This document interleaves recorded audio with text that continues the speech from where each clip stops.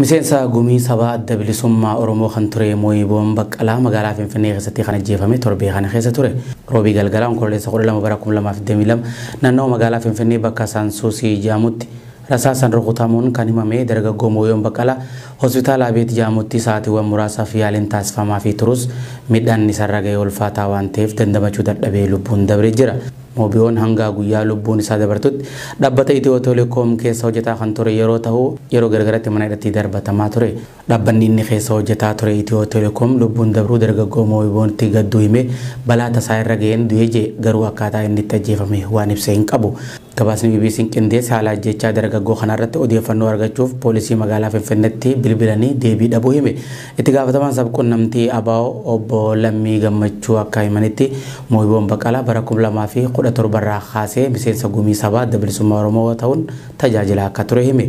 Dabalataanis Mooyiboon waggoota dheeraadhaaf mana hidhaatti darbatamaa kan ture. Haala qabatamaa mul'achaa tureen ammoo namni mana hidhaatii ba'e yeroo hedduu ni ajjeefama naqamtetes wanti akkana mudatee ture jedhe obbo Gammachuun. Dargaggoo Mooyiboon barreessaa kitaaba Dorrobaa jedhamuuti. Hiriyaa isaa yeroo dheeraa ta'uu kan himu Lalisaa Idris dargaggeessi kun qabsoo sabaa keessatti nama aarsaa guddaa kafalaa as gahee jedhe. Mooyiboon bara 2014 sababuma siyaasaatiin dararaa hedduun erga keessummeesseen booda Yuunivarsiitii Jimmaarraa barnoota isaarraa ari'ame. Ergasii gara magaalaa Naqamtee deemee Yuunivarsiitii Riifti Vaaleetti barumsa isaa jalqabe. Achittis qabamee qilleenxootti hidhamee jira Lalisaa Idris. Dargaggummaa isaatti gidiraa fi dararaa manneen hidhaa magaalaa Jimmaa Maakalaawii qilleenxoo fi Shawaaroobiit keessa dabruun bara 2016 hidharraa akka gallakkifameetu himama. Dhimma ajjechaa isaatiin poolisiin magaalaa Buraayyuu qorachaa jira jechuu himus hanga ammatti wanni ifatee hin jiru. Dhaabbanni adda bilisummaa Oromoo ABO'n ajjechaa qondaala isaa kana ilaalchisuun ibsa onkololeessa 13 bara 2022 baaseen ajjechaan gara jabinaa lammiilee nagaa hidhannoo hin qabne irratti raawwatu sadarkaa yaaddessarraa ga'ee jira jedhe. Qondaala siyaasaa dargaggeessaa fi onnataa akkasii dhabutti hedduu gadduu kan hime dhaabni ABO aarsan kamuu kan qondaalota ABO fi Oromoota irratti raawwatu qabsoo taasifamu abdii kutachiisuu fi dhaabsisuuf akka hin dandeenye jala muruun ibsinaa jedhe. Dhaabbilee mirga namoomaa fi kanneen dhimmi isaan ilaallatu kanneen biyya keessaa fi idil addunyaa qaamni walabaa ajjechaa qondaalaa kanaa fi Oromoota nagaa ajjeefaman biroo irratti raawwatame qorachuu akka qaban waamicha godhee jira. Haaluma wal fakkaatuun KFO'n ibsa gaddaa baaseen miseensa koree gidduu gala adda bilisummaa Oromoo kan ta'an obbo Mooyiboon Baqqalaa onkololeessa 12 bara 2022 magaalaa Buraayyuu naannoo mana jireenyaa isaatti namoota hidhatanii rasaasaan rukutamanii erga hospitaala geeffameen booda du'aan boqachuu dhaga'uu ibse. Ajjechaa hoogganaa olaanaa ABO kanaan paartiin koongiresii federaalawaa Oromoo gaddaa cimaa itti dhagahamuu ibsee maatii firoottanii fi jaallawwan qabsoo isaatiif jajjabina hawwee jira. Dabalataanis hooggansa dhaaba siyaasaa dabalatee ajjechaan namoota nagaa irratti gaggeeffamu yaaddoo cimaa kan uumu ta'uu eeree kanaafuu qaamni seeraa dhimma kana saffisaan akka qoratee uummataaf ifa godhu namoota yakka kana dalaganiifis seeratti akka dhiyaatan KFO'n gaafatee jira. Mooyiboon Baqqalaa godina Wallagga Bahaa aanaa Kiiramutti kan dhalate yeroo ta'u hanga ammatti nama bultii hin horatin ijaame. Reeffi dargaggeessa kanaa magaalaa Finfinneerraa gara Naqamtee akka geeffamee fi sirni awwaalcha isaatis jimmata kaleessaa onkololeessa 14 bara 2022 waldaa guutuu Waangeelaa Naqamteetti raawwatamee jira. Mootummaan Itoophiyaa meeshaalee alaa galan 38f sharafni alaa akka hin kennamnee fi alarraa akka hin galle kan dhoorke torbee kana keessa ture. Mootummaan Itoophiyaa meeshaalee fi shaqaxoota murtaa'an kan biyya alarraa galfaman muraasaaf yeroo hin beekamneef hayyamni sharafa alaa akka dhoorkame beeksisee jira. Meeshaalee dhoorkaman keessaa karameellaa, buskutiiwwan, dhugaatiiwwan lallaafaa, wuskii yookaan biiraa, konkolaataa manaa fi konkolaataawwan miila sadii yookaan baajaajiin rifeensa namtolchee fi meeshaalee faayaa dibatawwan bareedinaa fi kanneen biroo keessatti argama. Ministeerri maallaqaa tarree shaqaxootaa fi meeshaalee baay'inni isaanii 38 ta'uu baasuun murtee sharafni alaa akka hin hayyamamneef dabarse baankii biyyoolessaan hojiirra akka oolchaniif xalayaan ajajee jira. Xalayaan deetaa ministeeraatiin murtaa'ee gara baankii biyyaalessaa ergame kun akka jedhutti rakkoon diinagdee addunyaa dhiibbaa biyyattii irratti uumaa jiruun akkasumas rakkoo qaala'insi uummatarraan gahaa jiru furuudhaaf tarkaanfiiwwan adda addaa fudhachuu eeree jira.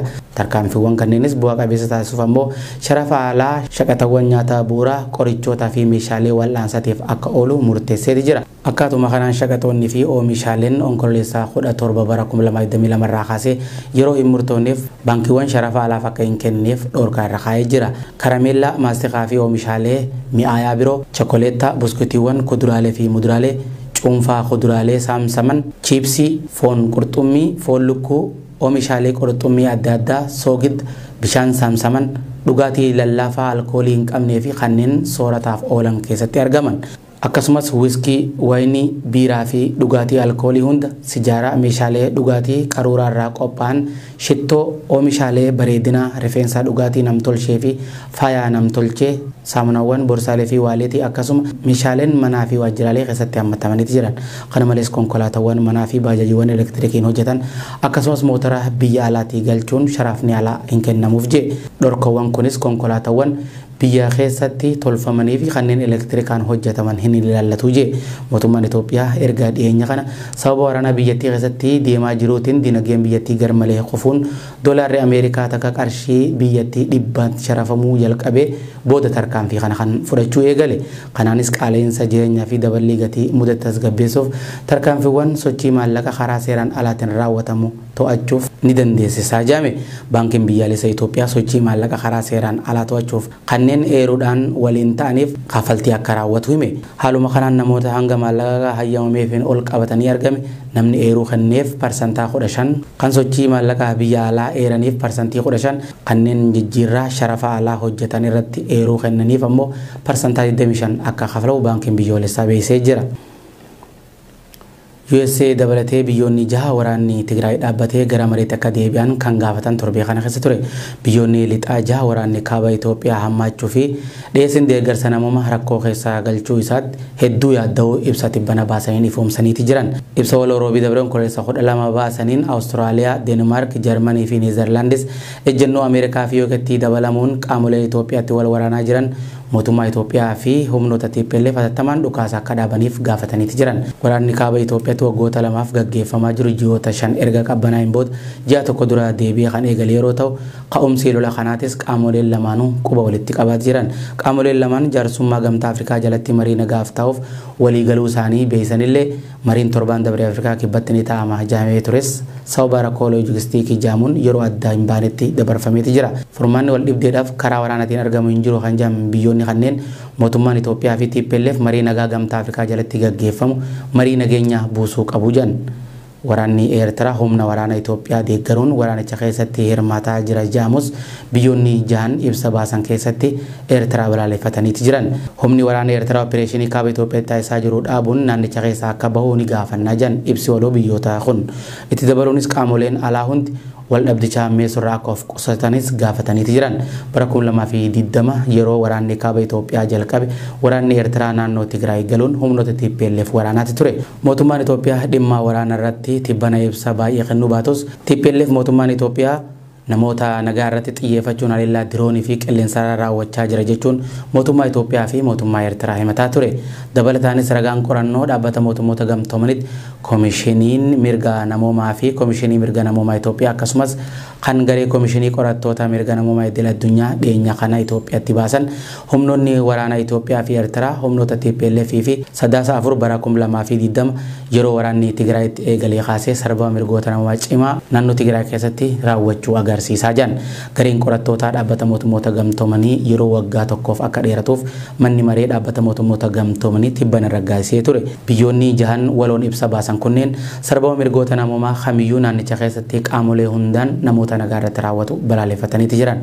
Torbaan dabree keessa paarlaamaan gamtaa Awurooppaa waraana kaaba Itoophiyaa ilaalchisee yaada furmaataa resolution qopheessuun ni yaadatama. Paarlaamichis ibsa baaseen waraanichi naannoo Tigraay fi naannolee ollaa keessatti gaggeeffamaa jiru hatattamaan dhaabbatee karaan deeggarsi namummaa ittiin uummata dhaqqabu akka saaqamuuf gaafate.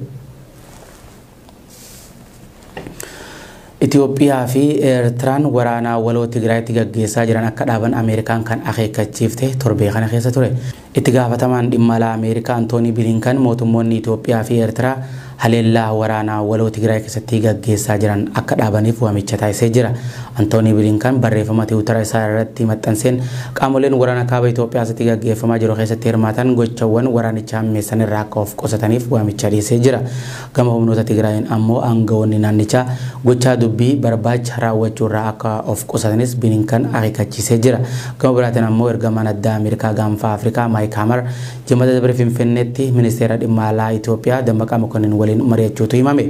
Ergamaan addaa Hamar kan daawwannaaf torbaanotaan dura gara Afrikaa dhufanii turanis Afrikaa kibbaa Keeniyaa fi amma immoo Finfinnee daawwataa jiraachuutu himame. Daawwannaan isaanii kunis onkololeessa 3 hanga 18tti kan turu ta'uu himameeti jira. Itti fufuunis Bilinkan hojjettoonni deeggarsa namoomaa lama midhaan irra gahurraa kan ka'e yaaddoo guddaa qabaachuu Tiwutara isaarratti barreessee ture. Itti dabaluunis amma irra deebiin qaamolee wal waraanaa jiran akka gara marii nagaatti deebi'aniif hanga sanitti akka namoota nagaa fi hojjettoota namoomaaf eegumsa taasisaniin gaafadhaa jee. Bilinkan mootummaan Itoophiyaa fi aangawoonni Tigraay waraana dhaabuuf daandii nagaa hordofuun kan isaan irra jiraatu ammaa jee. Kanaanis marii nagaa hooggansa gamtaa Afrikaa jalatti gaggeeffamu Ameerikaan kan deeggarsa ta'u aangawaan Ameerikaa kun himeeti jira. Tolegaa hawwamtoota daawwattoota